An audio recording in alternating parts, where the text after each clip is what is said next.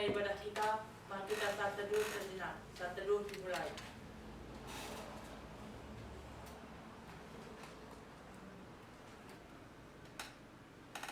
Saat teduh selesai. Mari kita bernyanyi. Telah lama ku cari-cari, 1, 2, 3, ya. Ku cari-cari langkah hidup, melalui pasti hidup penuh kemenangan setia. Hari suatu saat Yesus kau ditutup jadi pekerja melayani, jadi saksi bagi Dia. Bukan sembarang pekerja, ya, Yesusku luar biasa. Ya, Dia Raja segala raja. Ya, memanggilku menuai tangannya. Hanya anugerah semata. Ya, aku dicapai olehnya. Ya, sungguh amat istimewa. Menjadi pekerja Yesus yang mulia. Mari kita bersatu dalam doa. Puji serta syukur kami panjatkan kehadirat-Mu Tuhan, di mana atas berkat penyertaan-Mu yang masih melindungi kami hingga pada saat ini, kami dapat berkumpul di tempat ini untuk melaksanakan proses pembelajaran kami. Ya Tuhan, sebentar lagi kami akan memulai proses pembelajaran kami, kiranya apapun yang diajarkan oleh Bapak Ibu guru kami kepada kami, supaya itu dapat menjadi bekal bagi kami untuk meraih masa depan kami yang telah Kau sediakan bagi kami. Begitu juga dengan sebentar lagi kami akan mendengarkan sebagian dari firman-Mu. Kiranya Kau berkatilah firman-Mu itu, supaya firman-Mu itu dapat bertumbuh, berakar dan berbuah dalam kehidupan kami. Ya Tuhan, banyak dosa yang kami berbuat, kiranya Kau hapuskan itu supaya kami dapat menerima firman-Mu dengan baik. Terima kasih Tuhan, amin. Nats renungan kita diambil dari Yohanes 15 ayat 5.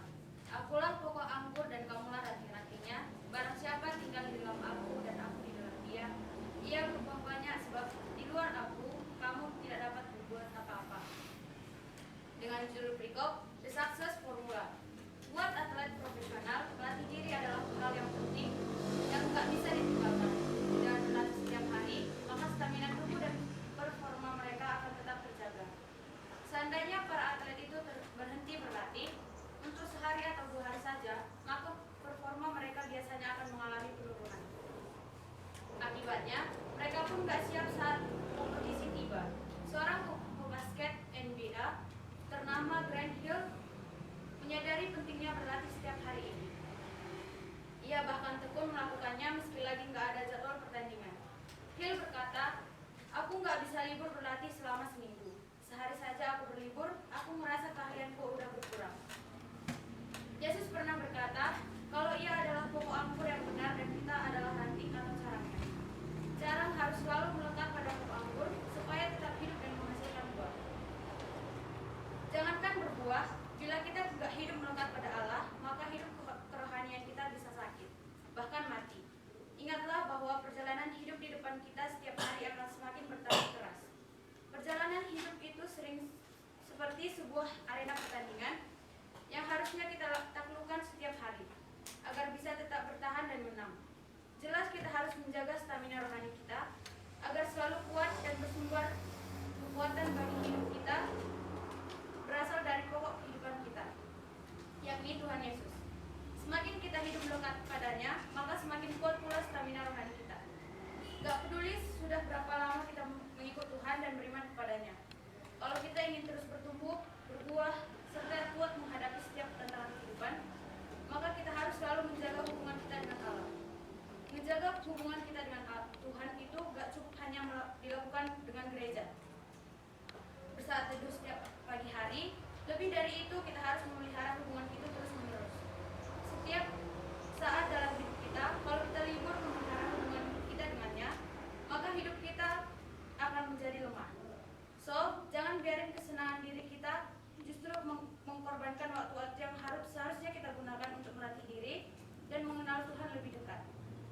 Amin. Kita bersatu dalam doa. Selamat siang Bapak, selamat siang Yesus. Terima kasih Bapak berkat dan penyertaan-Mu pada kami pada siang hari ini Bapak. Bapak, kami telah selesai mendengarkan sebagian dari firman-Mu.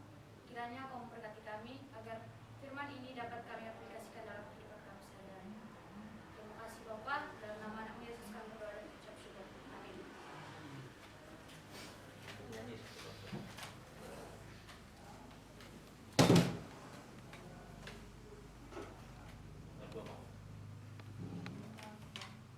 Kita bernyanyi, hidup ini adalah kesempatan.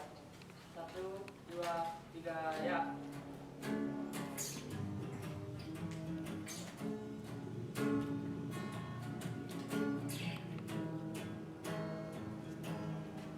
Hidup ini adalah kesempatan. Hidup ini untuk melayani Tuhan. Jangan sia-siakan waktu yang Tuhan beri. Hidup ini harus jadi berkat. Oh Tuhan, pakailah hidupku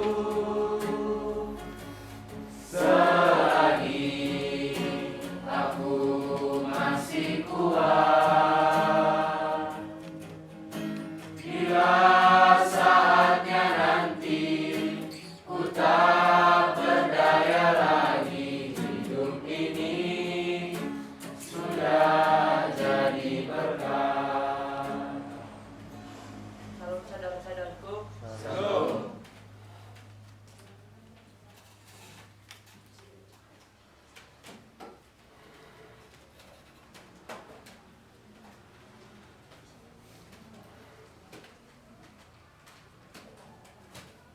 Terima kasih untuk pembawa ibadah sudah mengawali pembelajaran kita siang ini dengan baik. Tetapi kembali Bapak ingatkan bahwa ibadah yang sesungguhnya itu adalah hidup kita, perlakuan kita. Bagaimana lewat tingkah laku kita, lewat tutur kata kita, nama Tuhan semakin dipermuliakan. Ya. Berulang kali Bapak katakan, untuk apa kau dapat nilai agama 97, tetapi ketika di kehidupan sehari-hari kita justru membuat nama Tuhan menjadi dalam tanda kutip negatif. Contohnya begini, percumanya baru ibadah dari aulat misalnya, atau percumanya baru saat teduh. Dan yang lebih menyakitkan apabila ucapan itu datang dari mereka yang tidak seiman dengan kita, gitu ya. Jadi setuju ya anak-anak Tuhan di kelas 12 MIPA 2 ini bahwa ibadah yang sesungguhnya itu adalah hidup kita. Oke, minggu lalu Bapak sudah share di video pembelajaran dan sudah kamu tonton kemarin tentang makna demokrasi dan HAM. Sekarang kita akan lihat praktiknya langsung, seperti yang ada di buku paket kita, bahwa di sana ada beberapa gambar. Saya dilihat ya. Nanti tugasmu adalah mengamati mana yang merupakan pelanggaran HAM, mana yang merupakan penegakan HAM. Jadi ada dua, ada pelanggaran, ada penegakan.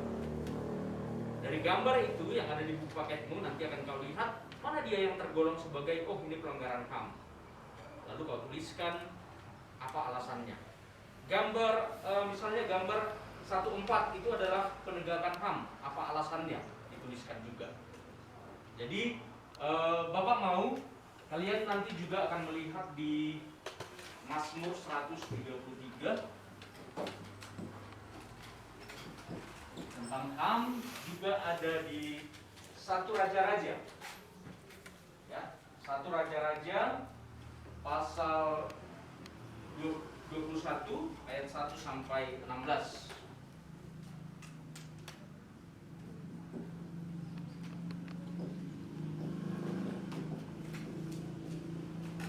Dua nats ini silakan dibaca. Di sini akan terlihat kalau dari versi Mazmur itu adalah kehidupan yang rukun. Apa kaitannya kehidupan yang rukun dengan kesejahteraan masyarakat? Apa kira-kira? Kehidupan yang rukun itu apa kaitannya dengan kesejahteraan yang dialami oleh masyarakat itu sendiri? Ya, silakan Yosef. Kalau menurut saya Pak, kalau satu lingkungan masyarakat itu orang itu kan saling membantu, saling namanya kayak gotong royong, saling membantu dalam mereka membersihkan satu kampung Pak. Jadi contohnya kayak ke ladang saling membantu karena rukun tadi Pak. Jadi kan otomatis kesejahteraan itu timbul Pak dalam lingkungan tersebut. Iya, berarti mereka bisa lebih fokus gitu ya. Karena kan kalau ada perselisihan dan perselisihan itu diselesaikan bukan dengan damai, mereka harus berpengadilan. Itu butuh waktu. Yang harusnya bisa ke ladang, habis waktunya untuk ke pengadilan. Ke pengadilan itu butuh uang nggak? Butuh. Contoh kecilnya apa? Ongkos. Iya, ongkos. Kalau dia nggak punya kendaraan sendiri, minimal dia bayar ongkos. Gitu. Jadi dengan adanya hidup yang rukun yang tertulis di Mazmur 133, mereka bisa lebih fokus bekerja. Bahkan ada seperti yang dikatakan saudarimu Yosefa tadi, di sana ada nilai kebersamaan. Contoh tadi dengan bergotong royong, maka ada pihak-pihak yang terbantu. Ada pihak-pihak yang bisa merasakan dampak kebersamaan itu. Itu di Mazmur 133. Sementara nanti yang kau lihat di 1 Raja-Raja itu bagaimana seorang raja yang harusnya berkuasa justru dia yang melanggar hak ajasi manusia. Ya, Bapak mau silakan dibaca 2 nats ini dan minggu depan silakan munculkan pertanyaan untuk kita diskusikan. Bisa ya? Sekali lagi Bapak mau ibadah yang sesungguhnya itu saya tekankan selalu dimanapun saya mengajar, terkhusus di kelas plus 12 MIA 2 ini, ibadah yang sesungguhnya adalah bagaimana kau berperilaku di asrama, bagaimana kau membuat orang tuamu tersenyum lewat kabar baik yang didengar bahwa kau di sini baik-baik saja. Kau tidak bisa membanggakan orang tua, minimal jangan membanggakan orang tua. Itu harus ada prinsip itu di dalam hatimu. Baik, sampai di sini pembelajaran kita untuk hari ini. Sampai jumpa minggu depan. Bapak tunggu pertanyaan untuk kita bawa di diskusi. Kami serahkan kepada pembawa ibadah untuk menutup pembelajaran kita hari ini.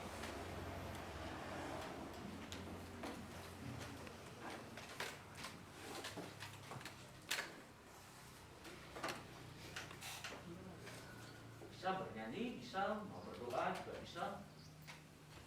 Sebelum menutup ibadah kita, mari kita bernyanyi